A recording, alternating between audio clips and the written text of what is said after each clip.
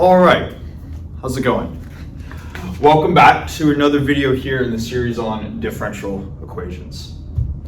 First off, before I even get started with the video, or with the actual content of the video, I just want to say I apologize for having such a long gap in between this video and the last one. There have been kind of some external circumstances which are just a bit out of my control, where I haven't been able to access the room where I'm recording in that contains this whiteboard right here. So it's not like I haven't been wanting to make videos. I don't think that will ever change. It's just that sometimes there are these external circumstances that I can't quite control. But that being said, I am back here in this mathematical void, and I am ready to be talking about differential equations. So hopefully you can stay patient with me as I continue to make videos throughout the year. I think what I'm going to be doing, kind of just looking at the trajectory of things. I started with the goal in 2024 to be completing 2 video series by the end of the year. And the more that the year has progressed and you kind of start to look at the logistical side of things, I'm thinking that what is going to be a little bit more realistic is to do 2 things. Where the first is to definitely finish this series on differential equations, and the second is to have fully planned the next video series and maybe start that video series.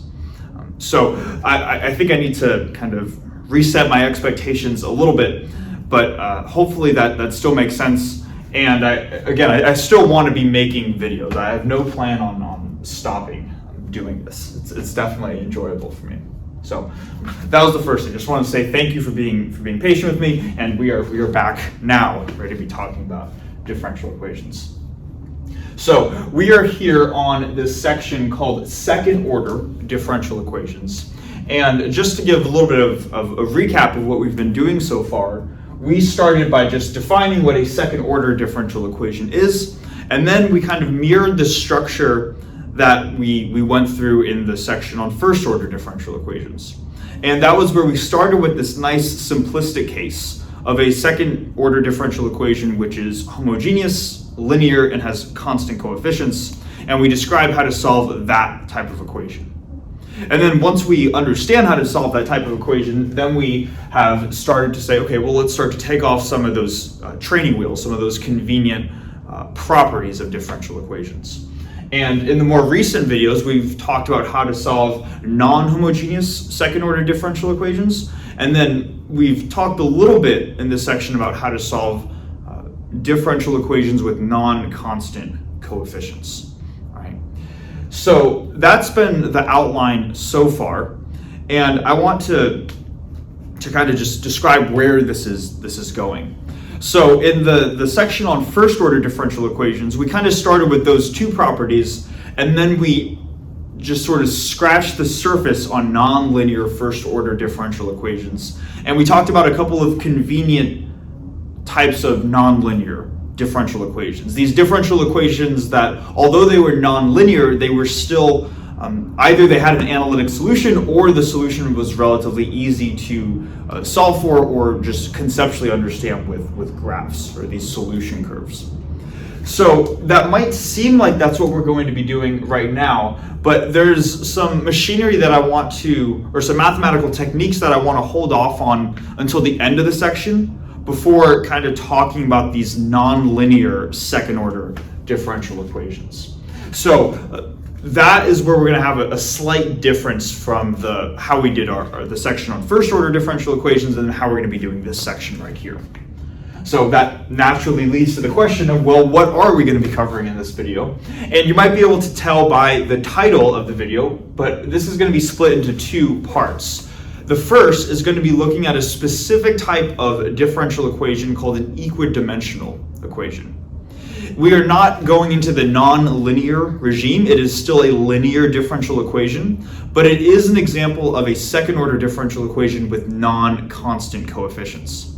It's an example that you actually see a decent amount, I'd say, in other areas, and it has some really interesting properties in terms of how we can solve it.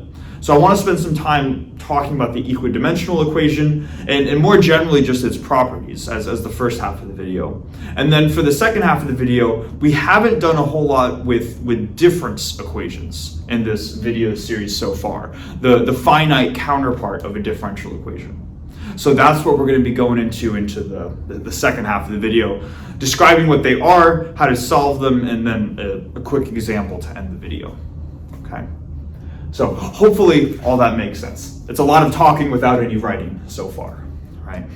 So let's change that. Let's start with the first half of this video on the equidimensional equation. I'm going to write out that definition right here, and then we're going to go through that together.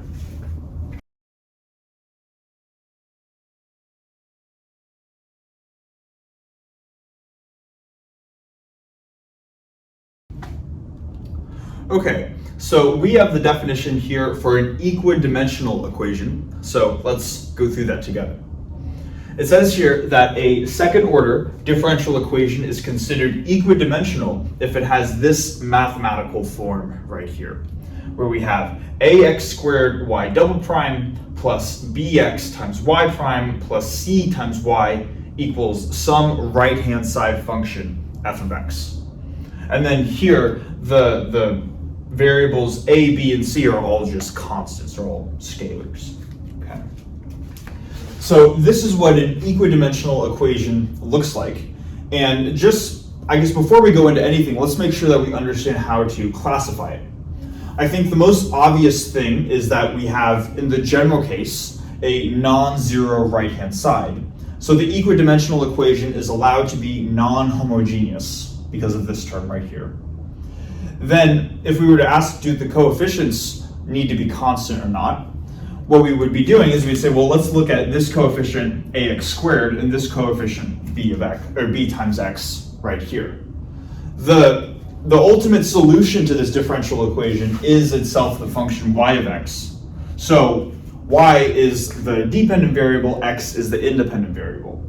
So the fact that x is showing up here means that these constants, or these coefficients that are underlined, they're going to vary depending on the value of x. So we're going to have non-constant coefficients.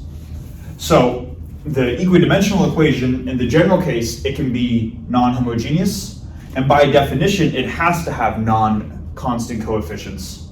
But despite those properties, those two properties that we mentioned, it is still a linear differential equation. The reason for that would be looking at the factors of y and its various derivatives. Notice that this is y, this is the first derivative, and this is the second derivative of y. And each of these terms is raised to the first power, or it is linear in each of these terms. In other words, I don't have a factor of y squared or y cubed, or I don't have the natural log of y prime or anything like that, or I don't have some other function of y or its derivatives. I don't have a sine of y double prime or e to the y double prime or anything like that. So the fact that each of these terms shows up in just a linear order and we're not combining anything, in other words, we're not taking y times y prime or y times y double prime, that is essentially what makes this differential equation a linear differential equation. Okay. So that's how we can classify this thing here called the equidimensional equation. And then before we go into solving it, I want to make sure that we just have a good understanding of why this is considered an equidimensional equation. Because even though this is the definition for an equidimensional equation, this is actually only the definition for an equidimensional equation in the case where the equation itself is second order. So we could ask ourselves, well, what does an nth order equidimensional equation look like? And the way that we can do that, I think, is to maybe just slightly rewrite the left-hand side of this equation right here. So starting with this first term, I have ax squared y double prime. And what I'll do is I'll write ax squared. But rather than y double prime, maybe I'll just write d squared y dx squared. That's another way of writing the second derivative of y, right? Then for this term right here, I'm going to have b times x, but rather than just writing x, I'm going to write x to the first power. So this is not x prime, this is just x raised to the 1 power, or just x, times dy dx.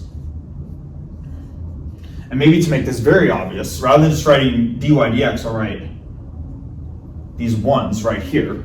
And the reason, again, for doing that is so we can start to see a pattern emerge between these various terms. And then finally, for the cy term, I'm going to write c, and essentially what we have here is c times 1. And another way to write c times 1 is c times x to the 0th power. And then another way of thinking of the function y is that y itself is just the 0th derivative of y. So I could almost write d to the 0 y dx to the 0. And this is such a weird way of writing it. It's like, why not just write y? And the reason is so we can see a general behavior among these terms right here. So then as we try to generalize to higher order terms, it becomes relatively simple. So this is how I can write this left-hand side. I haven't changed anything, but I'm just rewriting it, writing it in a different way. And now hopefully we can see what is needed in order to have an equidimensional equation. So if I were to have an nth order equidimensional equation, I would have higher order derivatives. And if it's an nth order equation, it's going to go to the nth derivative, right? So let me maybe just add on some higher order terms over here.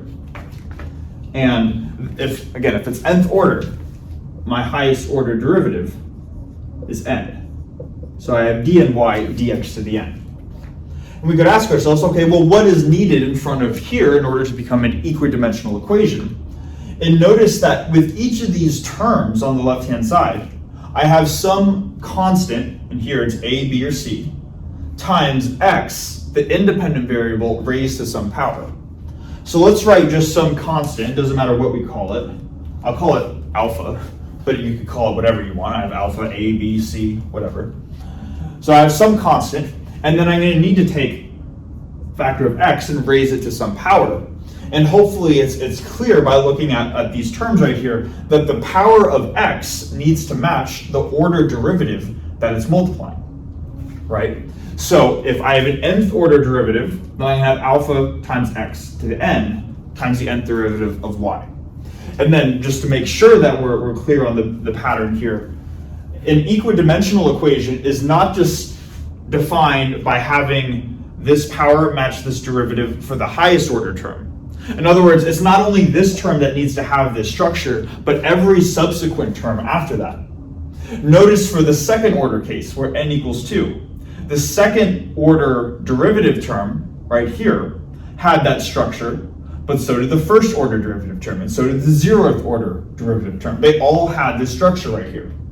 So it's not just good enough to say that the nth order term needs to look like this, but every subsequent term does as well. So if I had the n-1 term, and then hopefully it'll be very clear by this point. If I were to write out the n-1 term, I would need some scalar, which I can call whatever, I'll call it beta, times x raised to some power. If it's the n-1st term, it's going to be the n-1st power, times the n-1st derivative of y. So d to the n-1 of y, dx to the n-1. Okay. So it's this general property that the power of x needs to match the order derivative that we have right here. And it just so happens that for what we're going to be doing in this video, we're going to focus in on the n equals 2 case, and that's what the differential equation is going to look like. Okay. So hopefully that makes sense. That is essentially what defines an equidimensional equation. What I'm going to do now is I'm going to, I think, maybe just erase this nth order case. And this was essentially just to really understand what an equidimensional equation is. And what we're going to do next is we're going to go through 2 different techniques for solving equidimensional equations. And in doing that, hopefully we get an understanding as to why these things are called equidimensional equations. Because we can say, of course, that an equidimensional equation is something that looks like this, but where's the intuition behind where that name comes from? So we're going to go through that next.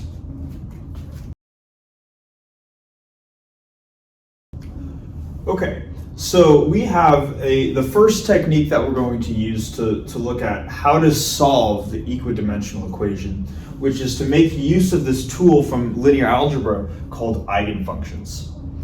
Now, hopefully we are familiar with linear algebra, but in the case where we aren't, that's okay. There's nothing wrong with that.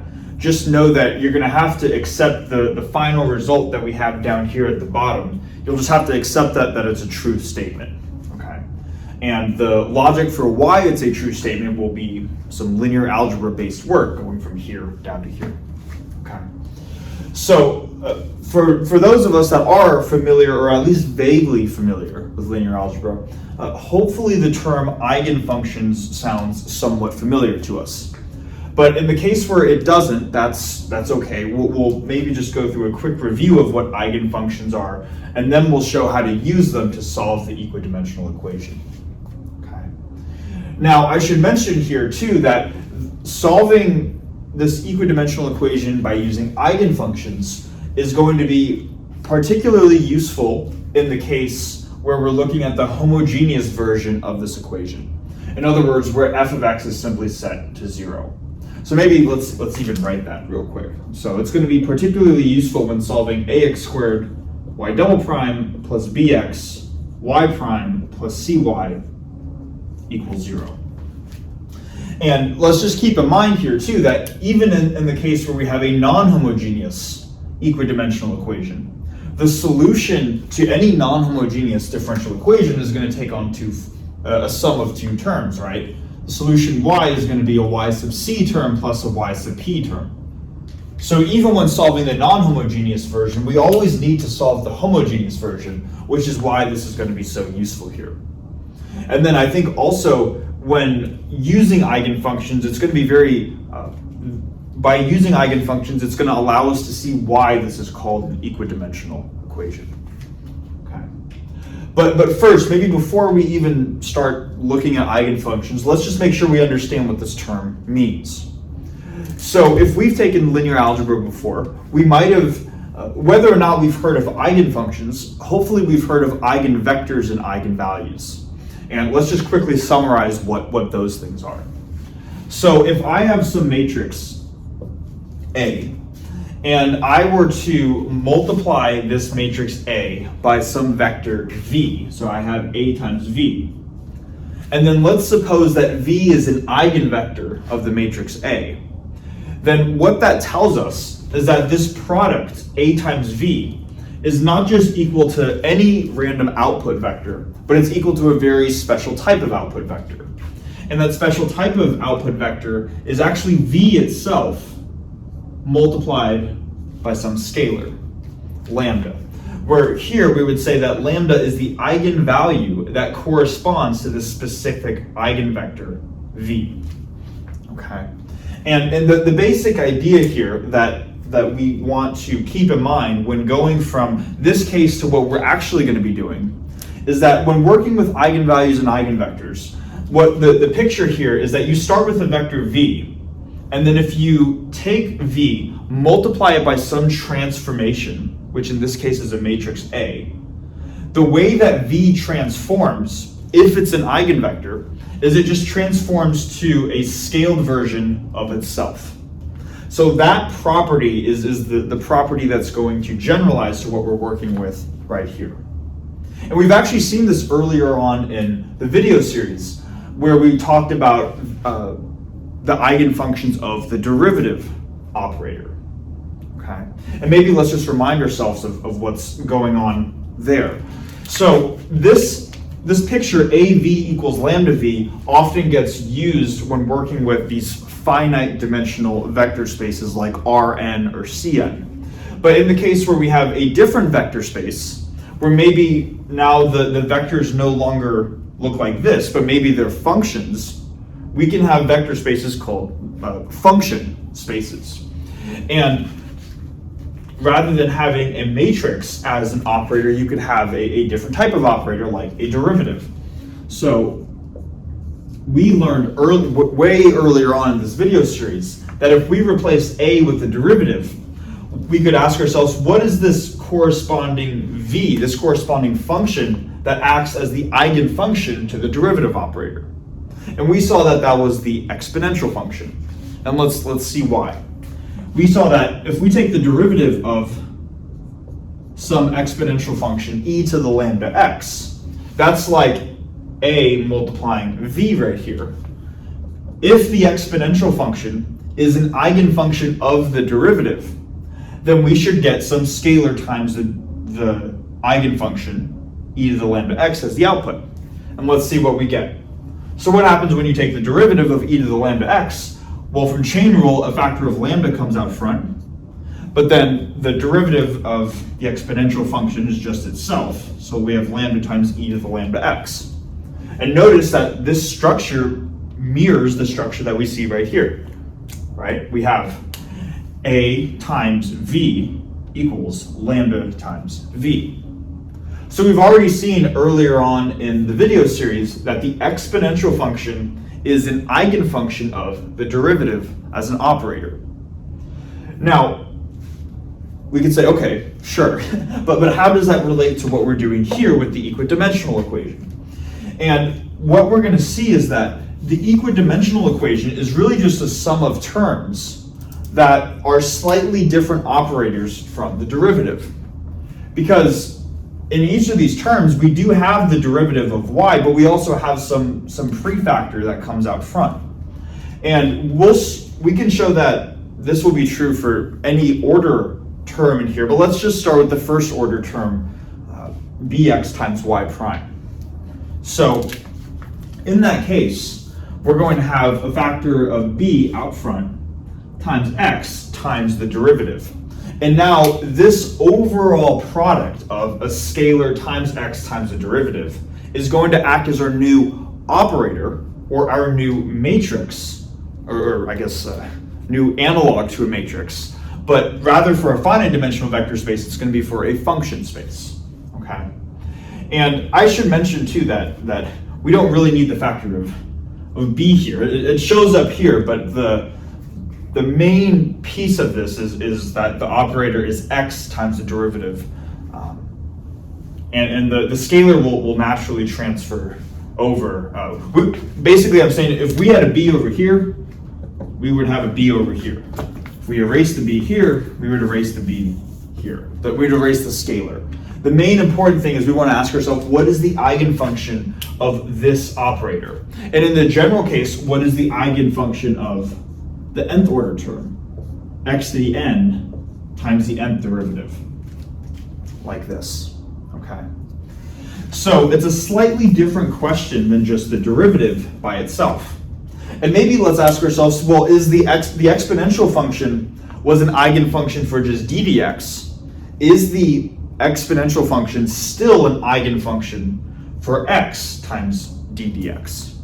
Okay, and maybe let's try to figure that out. So maybe let's just plug in the exponential function and see if we get that it's an eigenfunction. So if I were to plug in e to the lambda x, let's see what I would get as my output.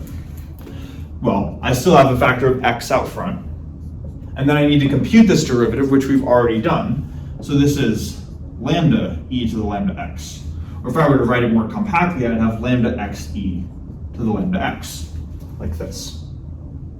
So now looking at this, we can ask ourselves, so okay, is this in fact an eigenvalue equation? Does this mirror the AV equals lambda V structure? And maybe take a minute to pause the video and see if you can come up with that answer yourself. Okay, so assuming that we've paused the video, the answer to that is actually no. The exponential function is not an eigenfunction of the operator x times d dx. And maybe to make this very explicit, I'm saying that this overall product, x times the derivative, that's what the analog for the matrix A is right here. Now let's understand why. We have A acting on the exponential function, and if the exponential function is really an eigenfunction of this operator, x times the derivative, then the output should just be a scalar lambda times that same function. In other words, the output should be lambda times e to the lambda x. But notice that's not what the output here is. The output is lambda times an extra factor of x times e to the lambda x. So it's this factor of x right here that prevents the exponential function from being an eigenfunction of this operator, x times the derivative. So even though the exponential function is an eigenfunction of the derivative by itself, when we add this factor of x, now the exponential function is no longer an eigenfunction. So then the question becomes, okay, well, what is the eigenfunction of this operator? And not just this linear order term, but maybe any higher order term. Because that's what we really want in order to solve this equidimensional equation right here. And it turns out, I'm just going to provide the answer, and hopefully we'll be able to see why this answer is true though.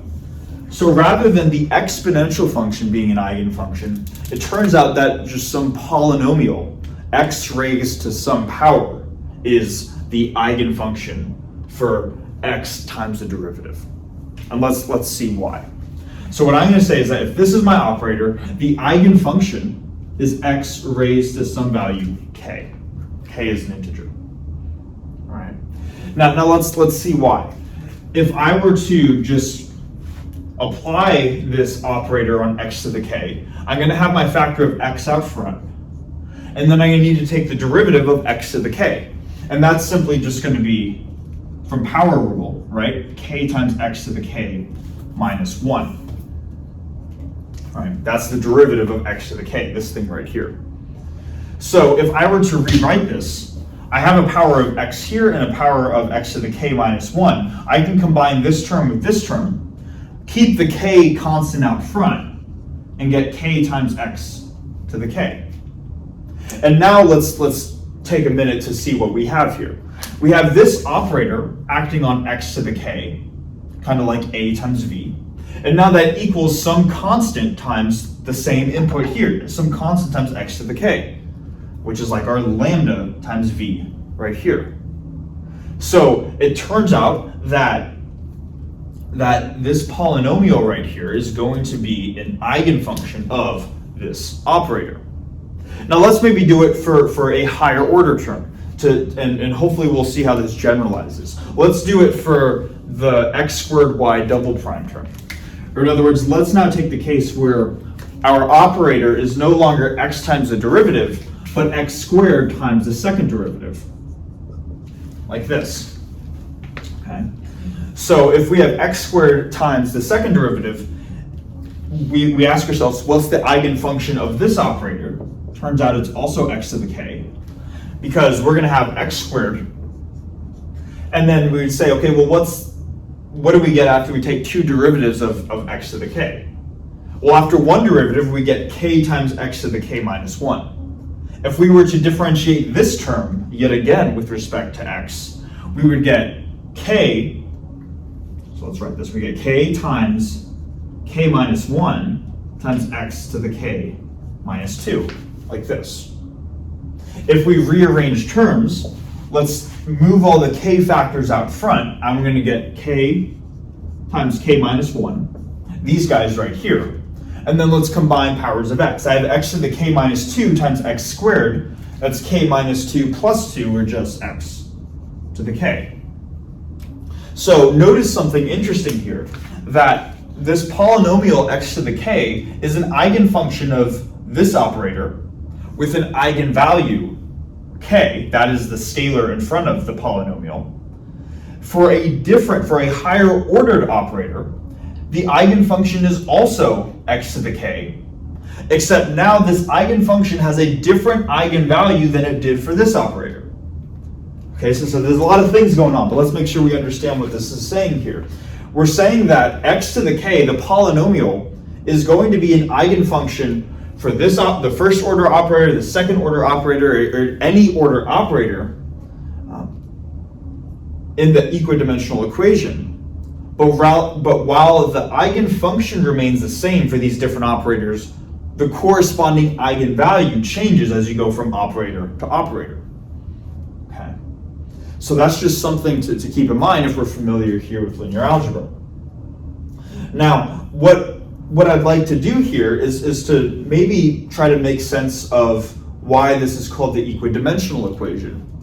And it's called the equidimensional equation because you can imagine if you have some quantity, x, and you were to take k powers of it, so you have x to the k, and you were to plug x to the k into this differential equation right here, you can ask yourself, what would you get?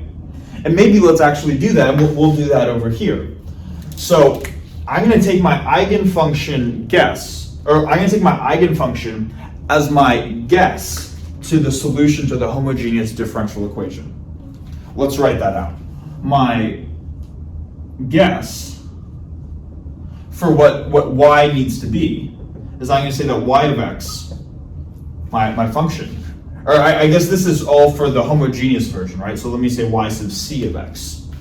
My guess for the complementary component is just x to the k, like this.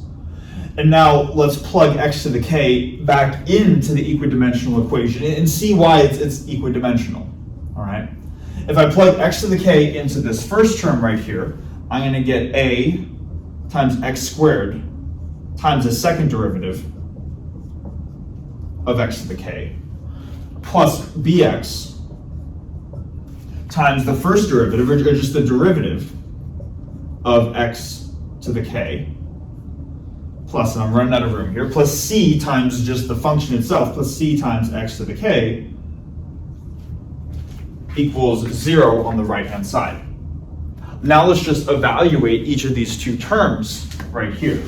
We know that the second derivative times x squared is going to give us this quantity, right? So instead of a times this whole thing, we've already solved for everything in front of a, or next to a. So this is a times k minus 1 times x to the k, plus this first order term, which we already established is going to be bk times x to the k, plus cx to the k equals 0. All right. So I'm just evaluating x squared times the second derivative plus x times the first derivative, going from this first to the second line right here. All right. And now, hopefully we can see that if we start with k factors of x in my starting equation, that even though we're taking a second order derivative right here, we have a factor of x squared to bring the k minus 2 power up to the k power, right? To go from x to the k minus 2 back to x to the k. So if we started with x to the k, we're still going to have k factors of x at the end. Same thing here, even if we take one derivative of x to the k, one derivative gives us kx to the k minus 1. So it seems like we have one less power of x, but then this extra factor of x right here brings us back up to x to the k. So the basic idea is that if we were to plug in some polynomial or have k different factors of whatever x is in our start, we're going to have k factors of x in each of the terms after we evaluate the derivative. And that's why it's called the equidimensional equation. We're going to have the same dimensions, the same numbers, or the same factors of whatever x is, in this case k, in each of the terms right here. Okay. So that's kind of where the name comes from, at least. Now, let's just finish this off right here. What we've been doing so far is we said, okay, we're using the eigenfunction of these operators, being x to the k, a polynomial, and we've used that as our guess to the complementary solution. Now we've plugged that in, and now we just want to solve for the complementary solution like we've been doing throughout the video series. Because after all, y is going to be y sub c plus y sub p. But we know that because we have a second order derivative, or second order equation, we're going to have two independent solutions. So we're going to have two different solutions, or two independent solutions of this form, and y sub c is going to be a linear combination of those solutions. Let's see what I mean here. Okay. So this is the equation up until this point. Notice that in this equation, each of these terms on the left-hand side have a factor of x to the k. So we have x to the k here, here, and here. So I can factor that out of my left-hand side of the equation, and here's what I'm going to get. I'm going to get all the coefficients, and I'll put those in brackets. So I'll have a times k times k minus 1 plus b times k plus c. Each of those has a factor of x to the k multiplying it, and that equals 0. So then what we've done here is we've said, okay, I have a product of two things equaling 0. Either the thing in brackets is 0 or x to the k is 0. So one of those two has to be 0 in order for the product to be 0, right? But let's keep in mind what x to the k is. K is going to be a non-zero integer, or some integer in the general case. And x, because it's an independent variable, x can take on any value, right? We can set x to 0, 1, 2, 3, we can set x to whatever we want. So because in the general case, x is non-zero and k is non-zero, another way of saying that is that in the general case, this term, the thing not in brackets, is non-zero. So if we have something that's non-zero, in the general case, multiplying something giving us 0, the only way that can be true is if the thing in brackets itself is equal to 0. Okay. So what I'm going to do is I'm going to simplify this and just set the term in brackets equal to 0. I'm going to distribute ak into this first term, and I'm going to get ak squared. And then I'm going to have minus ak plus bk. So I'm going to combine those two terms. I have minus ak right here and then plus bk right here. I'm just going to rewrite that as plus b minus a times k. And then I have plus c. That equals 0. Okay. So we've set the term in brackets equal to 0, and in doing that, we've also collected the various terms in their orders of k. So these are the k to the 0 terms, the k to the 1 terms, and the k squared terms. We now have a quadratic equation in terms of k, and that can be solved through the quadratic formula, right? So the roots, k1 and k2, are going to be negative this term, the negative b, right? So negative b minus a, plus or minus square root this coefficient squared, so b minus a squared, minus 4ac all over 2a, like that. Okay. So what we've now found, to make sure we understand what's going on, we've now found the two roots to this quadratic equation right here, k1 and k2. We say, okay, sure, we found the two roots to this equation, but what does that tell us? And this is where we're going to tie everything in, and we're going to see how these eigenfunctions are so useful. Basically, we have two values of k that are going to make this equation work, and those are going to act as our quote-unquote independent solutions.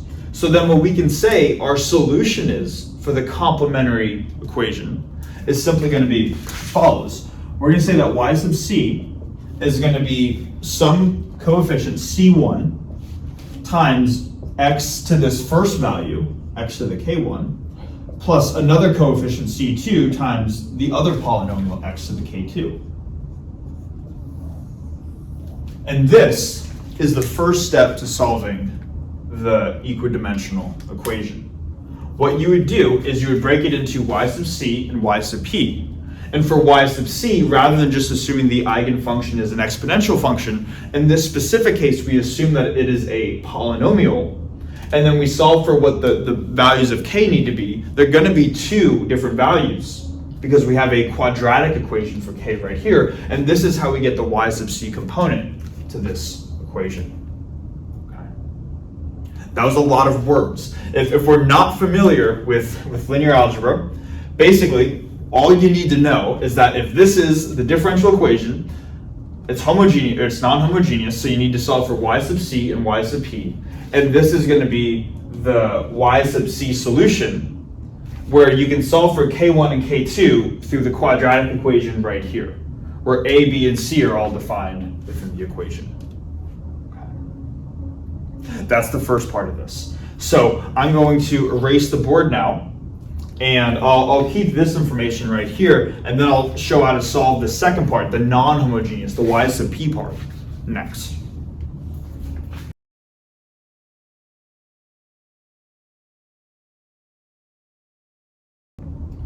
All right, now we're going to move on to this second technique, which does not require linear algebra. which is to solve the equidimensional equation using the substitution. And the basic idea behind this is that even if we're familiar with linear algebra and we can use eigenfunctions to help us solve for the complementary solution y sub c, it's still a bit difficult to solve for the y sub p solution. And even if we are not familiar with linear algebra and we've never seen this before, we've never seen that a polynomial is the eigenfunction of x times the derivative, we can still use substitution to solve for the entire equation. In other words, to solve for both y sub c and y sub p, just using substitution. And the idea behind substitution is you want to perform a change of variables so that your starting equation, when written in a new set of variables, is easier to solve than what you started with, right? So what I'm going to do here is I'm going to say that x was our old coordinate. We're trying to find some function y of x, and we're going to transform x into some new coordinate, which we can call whatever we want, but Dexter's notes uses z. So we're going to use a new coordinate z, relate it to x, and then rewrite the differential equation, and then see how we can solve the differential equation in terms of, or solve for the differential equation for y of z rather than y of x. Okay. Let's start with the coordinate transformation. The coordinate transformation that we're going to make is that naturally z is going to equal the natural log of x. Okay. And we'll see why we're going to make this coordinate transformation specifically. In the general case, if you have these non-constant coefficients and you want to solve the differential equation using substitution, then this coordinate transformation from the old coordinate to the new coordinate is going to depend on what these coefficients are. It just so happens that the equidimensional equation is a well-known equation, so this coordinate transformation's already been pretty well established. Okay. So, but regardless, the basic idea is that we're going to go from y of x to y of z, where this is the coordinate transformation. So what we want to do is we want to rewrite this equation where everywhere where we see a factor of x, we want to replace with z. I'm actually going to do this from right to left, and we'll see why in a second. If we start with f of x as our right-hand side, we need to replace x so it's written in terms of z. We know that if z is the natural log of x, then if we were to solve for x, we get that x is equal to e to the z. So rather than having f of x here, I'm going to have f of e to the z as my right-hand side. Okay. Then for the left-hand terms, I'm going to have, starting with the 0th order term, I'm going to have c times, rather than y of x, I'm going to have times y of z. Then for the first order term, we're going to want to transform this b times x times dy dx into just a term containing z's. And I'm going to show how to do that here. And then I think what I'm going to do is I'll let you go through the second order example yourself. I'll just provide the answer, but hopefully we'll get the idea after doing this for the first order term. Okay. So let's hold on to this equation for now and just kind of focus in on this term right here, b times x times dy dx. And we want to rewrite this so that it is in terms of just z. So the way that we can do that is we can take this term, this linear order term, and multiply it effectively by the number 1. So I'm going to have b times x times dy dx. And my convenient number 1 is going to be dz divided by dz, because anything divided by itself is the number 1, right? Then if I just interchange where the differentials are, this is what I'm going to get. I'm going to get b times x. And then if I basically swap the two differentials in the numerator, it's effectively how we can think about it, at least. Then I'm going to have dz dx, dy dz, like this. Okay. Then it's just a matter of saying, okay, well this is nice because now we have the derivative of y with respect to z. instead of the derivative of y with respect to x. But now we just want to rewrite this underlying part right here so that it's only written in terms of z. We can ask ourselves, okay, what is dz dx? And that's just taking the derivative of z with respect to x. We know that if z is the natural log of x, then its derivative, dz dx, is 1 over x. So I can rewrite this as b times x. Now the derivative dz dx, that's what we said this was. So this is times 1 over x times dy dz, like this. The x's cancel out, and we're left with just b times dy dz. Okay.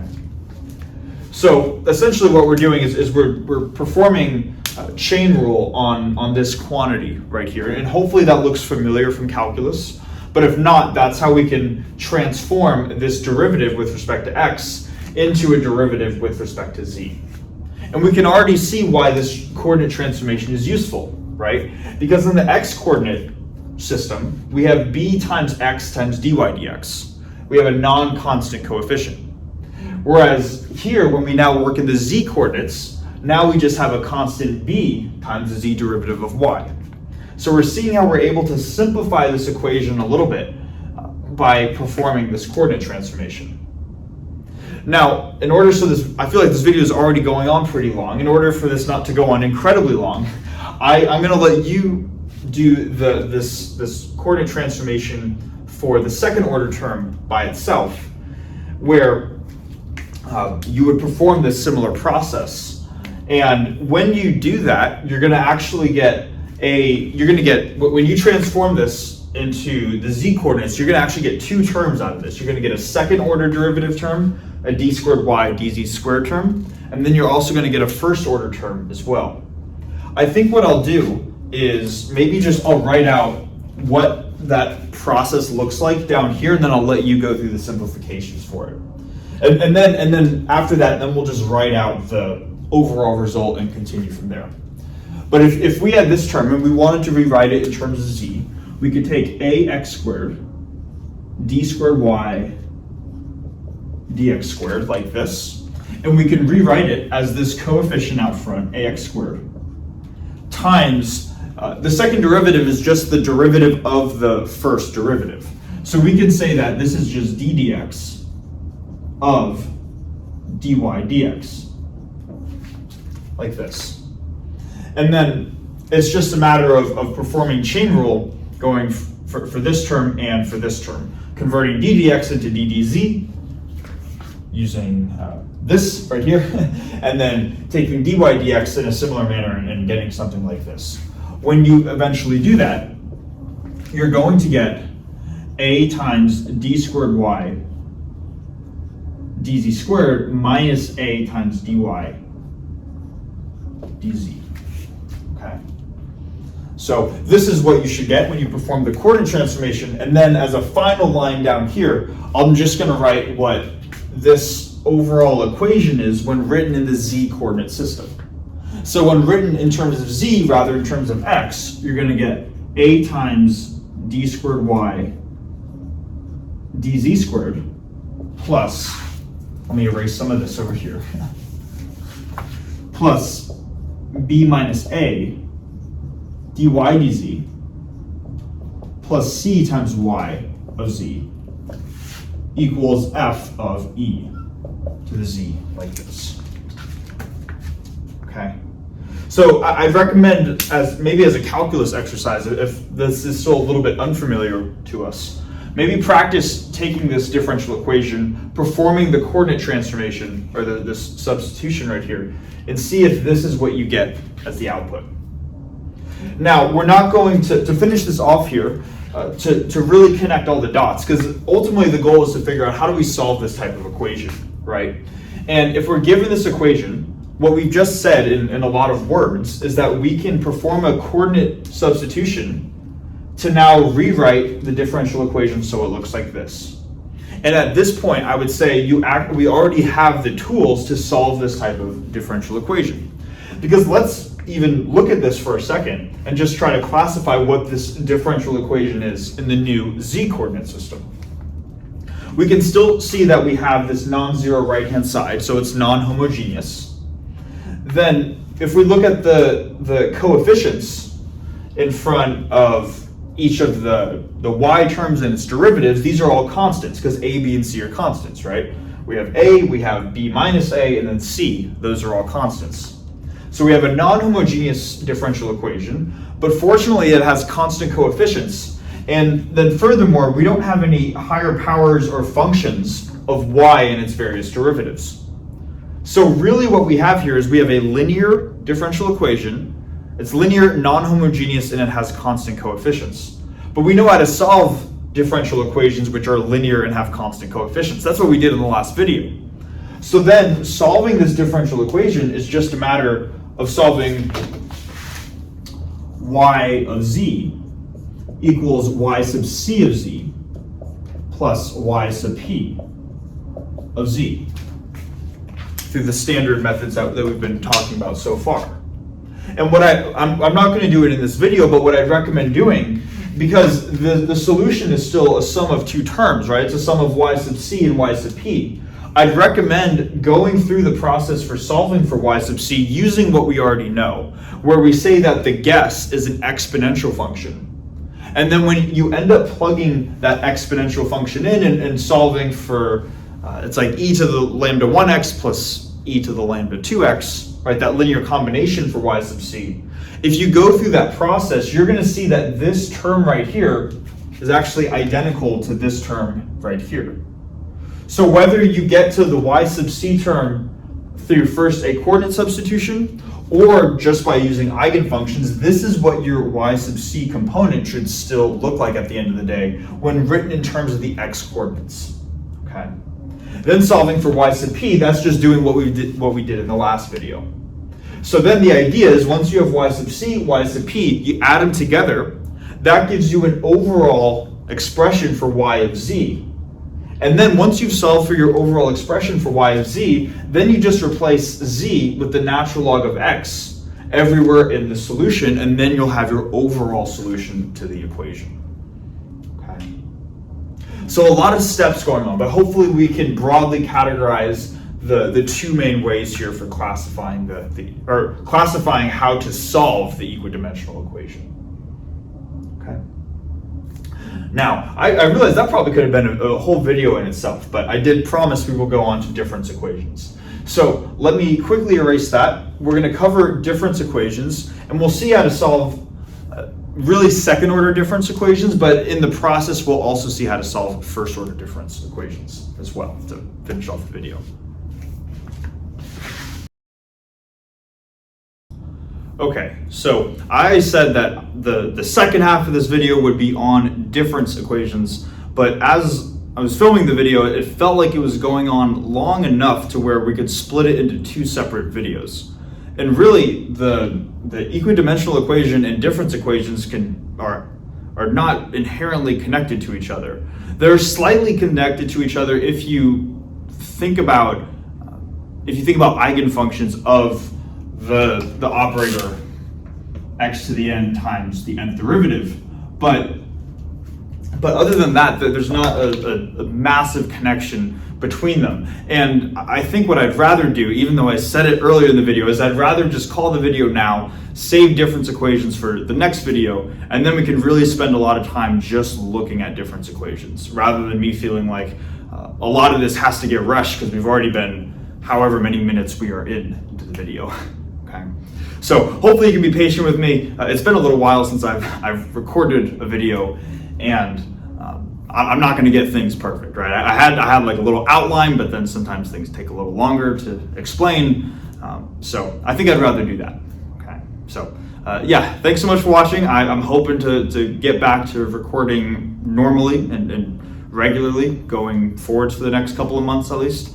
And yeah, I'll see you in the next video.